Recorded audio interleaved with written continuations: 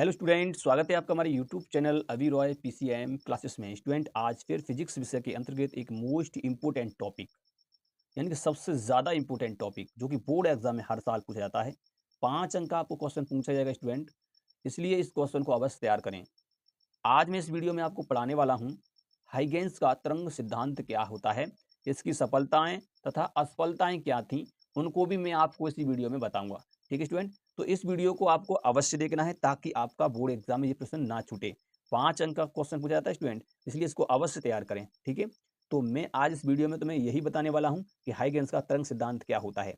ठीक है स्टूडेंट, यदि आपने हमारी पिछली वीडियो नहीं देखी जा करके तो उन वीडियो को देख लें ताकि आपके वो टॉपिक ना छूटें, क्योंकि मैं उन टॉपिकों को करा रहा हूँ जो बोर्ड एग्जाम में सबसे ज़्यादा पूछे जाते हैं। तो एक बार जाकर के चैनल पर जाकर के प्लेलिस्ट पर जाकर के आप वहाँ से वीडियो को देख लें ताकि आपके कोई भी प्रश्न ना छूटे। वो इम्पोर्टेंट क्वेश्चन हैं जो कि मैं करा रहा हूँ, ठीक है नहीं, बहुत ज़्यादा ही इंपॉर्टेंट है। आज इस वीडियो में केवल हम हाइगेंस के तरंग सिद्धांत के बारे में पढ़ेंगे, इसका सिद्धांत क्या था, इसकी सफलताएं और असफलताओं के बारे में पढ़ेंगे। ठीक है स्टूडेंट, तो बने रहें वीडियो के एंड तक, और यदि चैनल पर नए हो तो चैनल को सब्सक्राइब कर लें, बेल आइकन को प्रेस कर ऑल पर जाकर क्लिक कर दें ताकि आने वाली वीडियो की नोटिफिकेशन आपको मिलती रहे। अब चलते हैं, वीडियो को स्टार्ट करते हैं।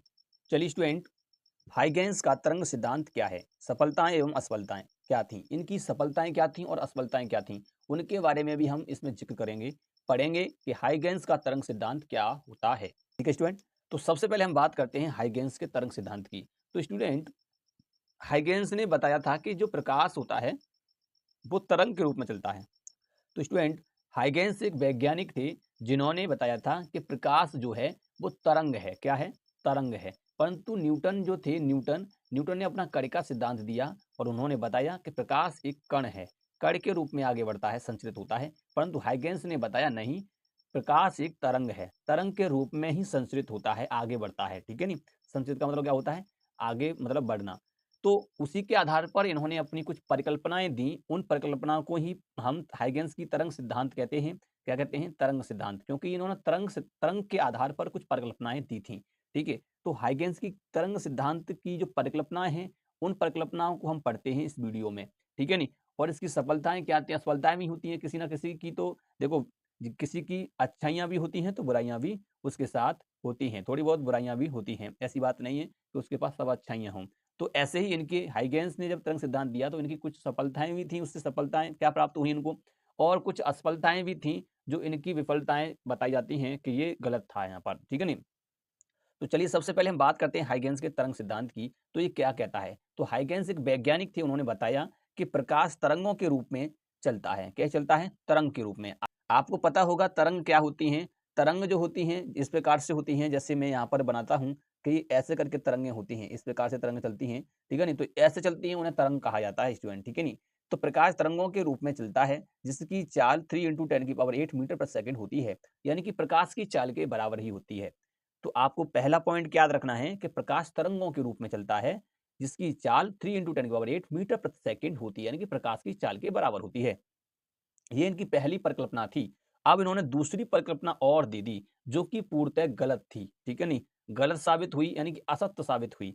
दूसरी परिकल्पना क्या थी स्टूडेंट इनकी? दूसरी परिकल्पना थी इनकी कि प्रकाश तरंगों के रूप में एक ईथर नामक माध्यम में गमन करता है। यानी कि इन्होंने बताया प्रकाश की जो तरंग है, प्रकाश तरंग जो है वो एक माध्यम में गमन करती हैं। वो माध्यम क्या है? वो माध्यम है ईथर माध्यम।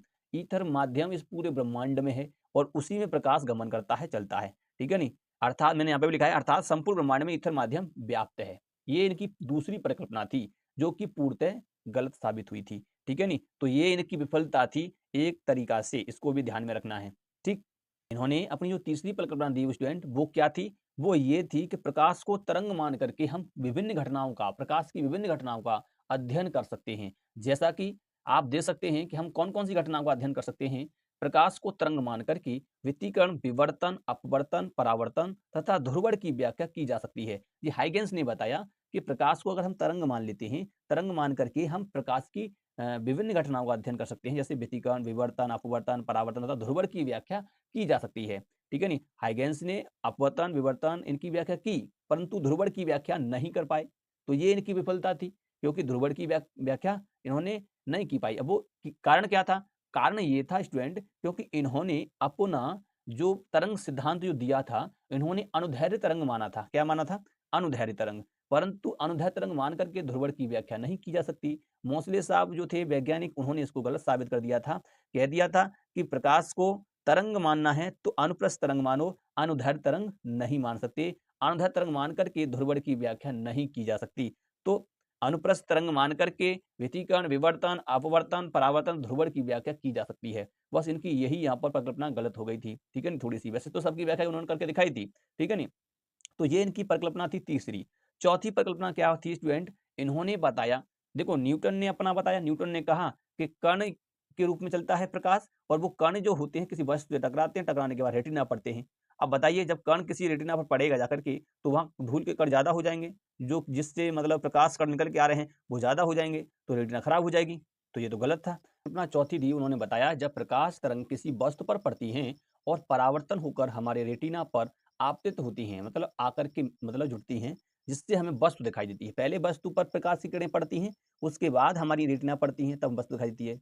इन्होंने तरंग को बताया कि तरंग जब किसी वस्तु पर पड़ती है, वहां से टकरा करके हमारी रेटिना पड़ती है, जिससे हमें वस्तु दिखाई देती है। ठीक है स्टूडेंट, तो ये इनकी परिकल्पनाएं थी। जो 4 परिकल्पना इनकी आपको बताई हैं, यही आपको लिखना है तरंग सिद्धांत में। इनका तरंग सिद्धांत इतना ही है स्टूडेंट, ठीक है नी। अब इससे एक और तरंग सिद्धांत बनता है, जिसे हम कहते हैं हाइगेंस का द्वितीयक तरंग सिद्धांत। वो मैं इससे नेक्स्ट वीडियो में बताऊंगा, अगली वाली वीडियो में बताऊंगा, ठीक है स्टूडेंट, क्योंकि वीडियो लंबा हो जाएगा। आप देखो, हाइगेंस का जो तरंग सिद्धांत है वो इतना ही है, आपको इतना ही लिखना है, परिकल्पनाओं के आधार पे है। अब इसकी हम सफलताएं विफलताएं भी देख लेते हैं। उसके बाद नेक्स्ट वीडियो में हम देखेंगे हाइगेंस का द्वितीयक तरंग सिद्धांत, जो कि सबसे ज्यादा इंपॉर्टेंट है। वो 5 अंक का पूछा था स्टूडेंट। हाइगेंस का द्वितीयक तरंग सिद्धांत क्या है, इसके आधार पर अपवर्तन नियम की व्याख्या कीजिए या परावर्तन नियम की व्याख्या कीजिए। इस प्रकार से क्वेश्चन पूछा जाता है। आप उठाकर देख लें 24 को पेपर, जो 24 में पेपर हुआ था बोर्ड का, उसमें भी ये क्वेश्चन पूछा गया है। ठीक है स्टूडेंट, ऐसा हो सकता है कि आपके जिले में ना पूछा गया हो, शायद अब की बार आपके जिले में पूछ लिया जाए, इसलिए आपको तो तैयार करना होगा। कई जिलों के पेपरों को देखना, उसमें दिया होगा। तो चलिए अब इनकी हम विफलताएं और सफलताओं के बारे में देखते हैं। सबसे पहले हम सफलताएं देखेंगे, उसके बाद विफलताएं देखेंगे। तो चलते हैं स्टूडेंट, सफलताएं देखते हैं सबसे पहले।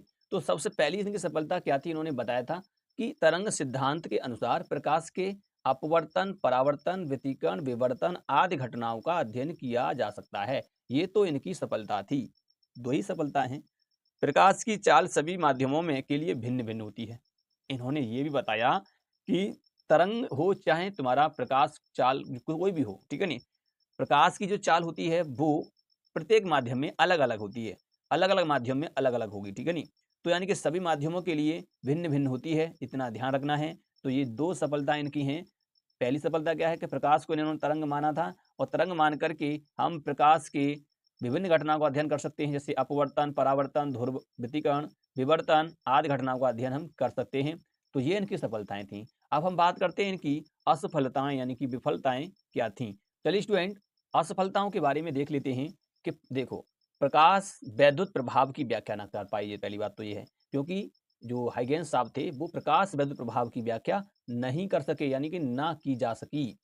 पहली विफलता ये थी। दूसरी, ब्रह्मांड में इन्होंने ईथर माध्यम की परिकल्पना करना, यानी कि इन्होंने ब्रह्मांड में क्या कह दिया कि ईथर नामक माध्यम व्याप्त है, जिसका ना कोई द्रव्यमान है और ना ही इसका कोई घनत्व है। इन्होंने ऐसे बताया था, तो वो गलत साबित हुआ स्टूडेंट, ठीक है नहीं। तो ये वही विफलता है जो मैंने अभी बताया था आपको, इन्होंने माना था।